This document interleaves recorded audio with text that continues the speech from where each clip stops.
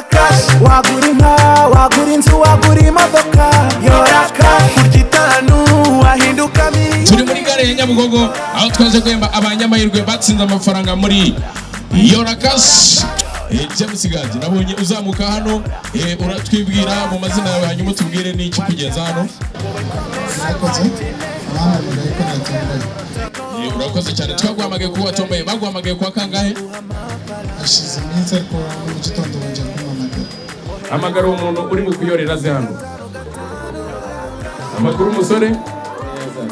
Amazina yawe witwa nde? Witwa Muvandimwe.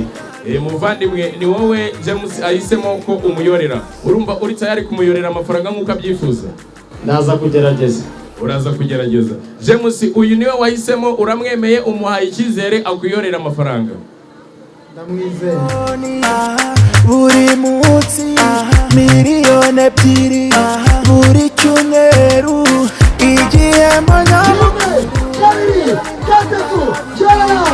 ntucikwe nawe waba miliyoneri. Wagura inka, wagura inzu, wagura imodoka.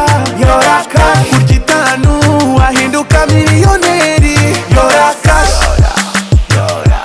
yora hey, yora cash, yora cash.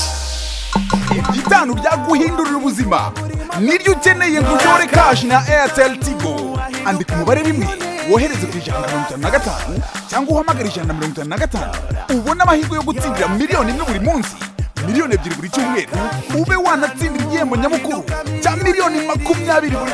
Yora cash hamwe na Airtel Tigo, umurongo ukoreshwa na benshi mu Rwanda.